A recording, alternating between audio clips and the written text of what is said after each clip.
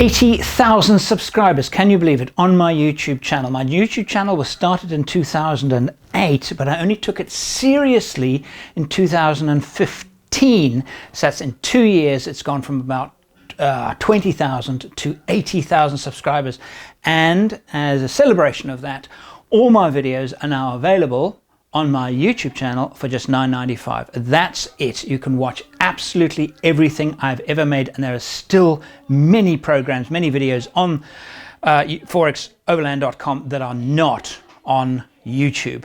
I might put them up some anyway. What follows is my June-May vlog. It was actually filmed last May. It's now middle of June. Filmed in Oregon. I talk about my new YouTube channel, my parallel YouTube channel, why I'm doing it, what's that all about, a link to one of the videos. I'm telling stories about my adventures, my off-road adventures, and also about what I'm doing with my gear and things. But anyway, it's all in the blog. If you want to watch absolutely everything nicely categorized, you can download them and run them on any device, no matter where you are. Once you've downloaded them, you don't need an internet connection. Go to forexoverland.com.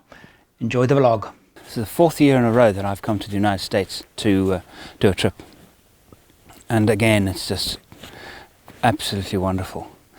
And I've decided, in fact I decided just before I left on this trip, about a week before, that I'm actually going to start, it's either going to be a new channel, YouTube channel, or it's going to be a separate playlist, but I think it's going to be a new YouTube channel.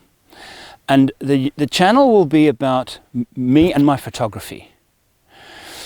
The me part is going to be a bit, a little bit personal, about what I do, how I do it, why I do it. I still think I've got the best job in the world. I've managed to get to this point, and there was a path there that I'd like to share with you. But I don't really think it's part of overlanding and the 4x4 scene. It's different. So I'm thinking, well, maybe I should do a different channel. Also part of that channel is going to be the photography side. What I've learned about photography and editing, and having my vocation, my job, if you want to call it that, is film editing. I was a film editor. I edited 35mm and 16mm film for 16 years, I think it was, in the advertising industry. And I won some awards for my editing. And so I'd like to share with you those skills of editing, of how I put this together, how I put the programs together, how I film the programs, the equipment I use to film the programs, what I have learned. I'm not a highly technical person. So I'm not really going to teach too much about the different editing softwares and all of the things that go into it, and all of that tech bump, because I don't consider myself an expert. I think I know enough. But what I do feel as I've become an expert at is telling adventure travel stories. That's become my specialty, hasn't it?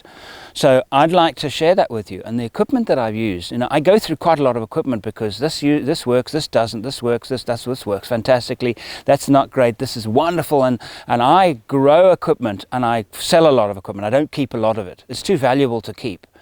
And so I go through the process. I've just discovered a lens, for example, that I'm using to shoot this very thing that I found secondhand 2 weeks ago in an Oregon store. And it's so unbelievably versatile. And I'll share that with you. Why is it versatile? Why is it working? What's it doing for me as a as a moving adventure filmmaker? Because when we're on the road and we're filming, things have got to be moved. You've got to get the stuff out quick. Get the shot. Tell the story. Drone. I'm just learning drone. And what I'm seeing in drones at the moment is I'm seeing some unbelievably beautiful photography not being used in a story. It's almost disappointing, because I see these shots. I see hundreds of shots which are really ordinary, and then I see some magnificent shots, and I think that would be so beautiful in a story. I'm actually learning that now, that drone stuff.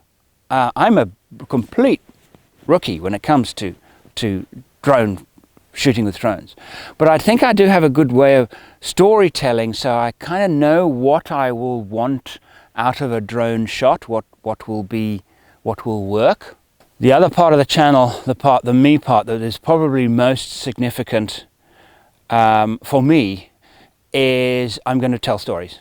For example, last night here, camped, stopped by the snow, these switchbacks around remind me of a trip in 1996 in Lesotho. Very close friend of mine, still good friend of mine, now lives in New Zealand, Julian Snyman. He filmed the Discovery LR4 event in also in Lesotho. Good cameraman. He's not a cameraman at all, he's just a good one. We had driven for days and days and days to get to cross Lesotho, and we had these switchbacks, except it was rocks. We were driving over rocks. We were driving over gullies. It was a built road, but it wasn't like this, and it was an adventure of note. And waking up this morning and looking at the trees and looking at the snow and everything, that story came flooding back to me. That was a memorable trip, and it had so many things happen, water crossings, and and again a great story of traveling with a really good friend and just having an amazing time. I'd like to tell you that story. That story, I never videotaped it, I never filmed it, so it's never been part of one of my programs. While thinking about doing this channel, I came up with it wasn't my idea, it was actually my US business partner Jeremy's idea. He said, what about a podcast? I've been on live radio about 4 times, many years ago. And I remember I loved live radio. I was on live television once and I hated it, and I was terrible, and I was a moron. My brain just would click off. The tubes just, I was terrible. But on radio, I really wasn't, and I really enjoyed it, and I really got enthusiastic. And so we're going to start a series of podcasts. How about that? If you want to drive to work and listen to me drone on and on about amazing trips and adventures and gear and ideas and photographic ideas for travelers, places to go, stuff on kit and tents, and on your way to work, then my podcast is where you'll be able to enjoy that. Again, that's probably going to start around August, September. These are plans that are being put in place and being made possible, again, by our Patreon supporters. Quick word on Patreon. Patreon supporters do not buy content. The content is free to everybody.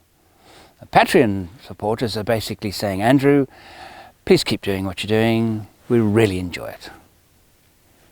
I'll buy you a beer. Oh, no, actually, I'll buy you a Coke.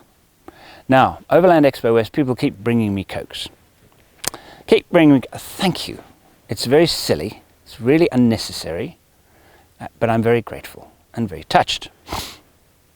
So, if you're too far away from Overland Expo to buy me a Coke, support me on Patreon. $1 a month. If you want a bit more than $1 a month, hey, you get other stuff too, like stickers and swag and stuff like that. But buy me a Coke. That's all you've got to do. That makes sure that I keep doing this, and that makes sure that I can do the podcasts and do the other channel and share. So, welcome to the show. It's actually very exciting because it's growing. It's not just a YouTube channel anymore. There's 2 YouTube channels and a podcast and a website and an Instagram and a Facebook. Follow us. I need breakfast.